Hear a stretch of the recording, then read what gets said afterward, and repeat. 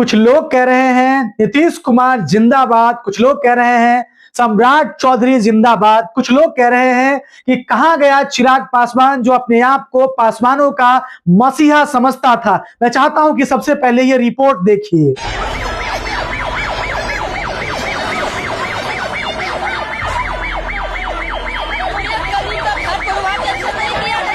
मेरे बेटा का कैसे कैसे हम लोग कर रहे हैं, हमें लगे जान रहे ना।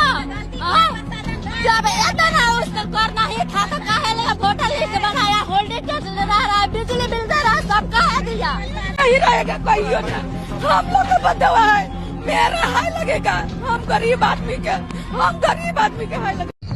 तमाम सोशल मीडिया पे सवाल पूछे जा रहे हैं कि आज चिराग पासवान कहां गए। वो चिराग पासवान जो अपने आप को दलितों का मसीहा कहा करते थे, वो चिराग पासवान जो पासवान समाज के बहुत बड़े ठेकेदार माने जाते हैं, जो अपने आप को कहते हैं कि मैं पासवान समाज का बहुत बड़ा नेता हूं, मैं दलितों का बहुत बड़ा मसीहा हूं, वो आज कहां गए।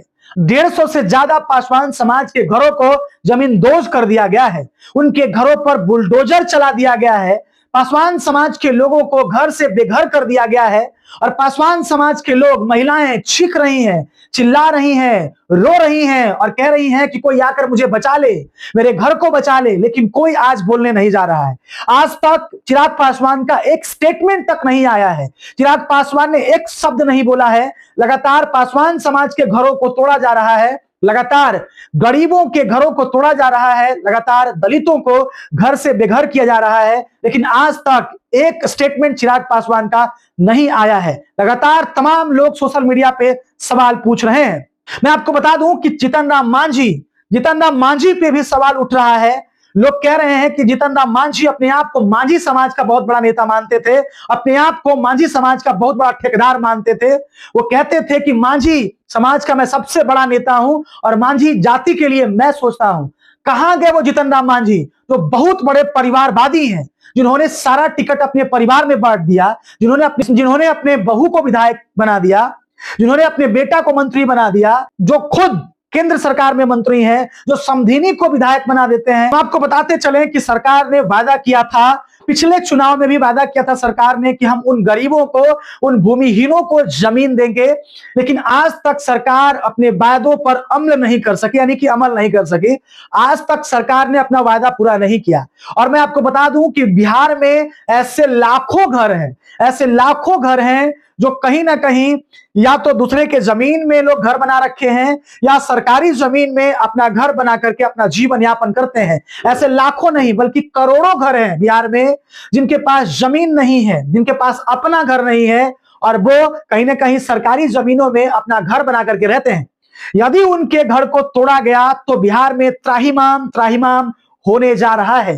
कुछ लोग कह रहे हैं कि ये अतिक्रमण है और सरकार के जमीन पर किसी को कब्जा करने का हक नहीं है। सरकार जो काम कर रही है वो बिल्कुल ही सही काम कर रही है।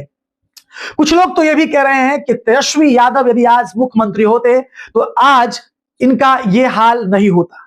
तेजस्वी यादव यदि मुख्यमंत्री होते तो आज गरीबों का, दलितों का, पासवानों का घर नहीं तोड़ा जाता, उनके दुकान नहीं तोड़े जाते, उनके रोजगार नहीं छीने जाते। नीतीश कुमार ने कहा था हम 1 करोड़ रोजगार देंगे, लेकिन अरे वो रोजगार क्या देंगे, बल्कि उन्होंने तो करोड़ों लोगों के रोजगार छीनने का काम शुरू कर दिया है। मैं आपको बता दूं कि सम्राट चौधरी जब से गृह मंत्रालय संभाले हैं तब से लगातार आक्रामक दिख रहे हैं। लगातार उनका बुलडोजर बिहार के अलग अलग जगहों में चल रहा है। पहले तो बुलडोजर शहरों में चलता था, लेकिन अब ग्रामीण इलाकों में भी सम्राट चौधरी का बुलडोजर चलना शुरू हो चुका है। गरीबों के घर को भी तोड़ा जा रहा है जो सरकारी जमीन में बसे हुए हैं। मैं आपको बताते चलूं कि सम्राट चौधरी ने प्रेस कॉन्फ्रेंस में यह भी कहा है कि हमने लगभग 400 लोग जो अपने आप को माफिया समझते हैं, बालू माफिया का, जो शराब माफिया है, उनके घर पर हमारा बुलडोजर चलेगा। हम उनके घर को ध्वस्त कर देंगे, हम उनके अवैध निर्माण को अपने बुलडोजर से ढाकर जमींदोज कर देंगे। उनके ऊपर भी हम बड़ी कार्रवाई करने जा रहे हैं, उनके ऊपर हम ऐसी कार्रवाई करेंगे और उनके होश ठिकाने आ जाएंगे। यानी कि सम्राट चौधरी ने उन माफियाओं को और बालू माफियाओं को भी टारगेट किया है। सम्राट चौधरी ने कहा है कि इनके भी घर को तोड़े जाएंगे और इनके ऊपर भी बुलडोजर चलेगा। कुछ लोग तो ये भी कह रहे हैं कि भारतीय जनता पार्टी ईवीएम से जीत करके आई है। भारतीय जनता पार्टी को तो लोगों ने वोट नहीं किया है, इसलिए वो गुस्से से लाल है और लगातार पिछड़ों के घरों को तोड़ रही है, लगातार दलितों के घरों को तोड़ रही है, लगातार उन लोगों के घरों को तोड़ रही है जो लोग इनको वोट नहीं दिया, जो लोग आरजेडी को वोट किया, यानी कि कहीं ना कहीं विपक्ष के लोगों को वोट किया, ये उनको टारगेट कर रहे हैं। विपक्ष तो ये भी आरोप लगा रहा है कि भारतीय जनता पार्टी के लोग बदले की राजनीति कर रहे हैं, लगातार बदले की राजनीति कर रहे हैं। जो लोग उन्हें वोट नहीं किए उनके घरों को तोड़ा जा रहा है। मैं आपको बताते चलूं कि हाल ही में राबड़ी देवी की आवास को भी खाली करने का आदेश जारी हो चुका है। भवन निर्माण विभाग ने भी राबड़ी देवी को नोटिस जारी कर दिया गया है और कहा है कि जितना जल्दी हो सके आप यहां से अपना घर खाली कर दीजिए, यानी कि 10 सर्कुलर वाला जो रोड है उसको खाली करने का नोटिस जारी कर दिया गया है। मैं आपको यह भी बता दूं कि तेज प्रताप यादव जो सरकारी बंगला में रहा करते थे, उनको भी बंगला खाली करने का निर्देश दे दिया गया है और उनको भी कहा गया है कि जितना जल्दी हो सके आप अपना बंगला खाली करके अपनी जगह पे जाकर के शिफ्ट हो जाइए। राजद का भी प्रतिक्रिया आया है। राजद ने कहा है कि आने दीजिए हमारा समय, जब समय आएगा तो हम भी अपनी ताकत आपको दिखा देंगे। तो इसके बारे में आप क्या सोचते हैं? जो कार्रवाई बिहार में हो रही है, जो अतिक्रमण हटाने का काम हो रहा है, जो दुकान को हटाया जा रहा है, जो अवैध जगहों में घर बने हुए हैं उसको जो हटाया जा रहा है, साफ सुथरा करने का जो अभियान चल रहा है, उसके बारे में आप क्या सोचते हैं? क्या जो सरकार ये कार्रवाई कर रही है, क्या ये सही है?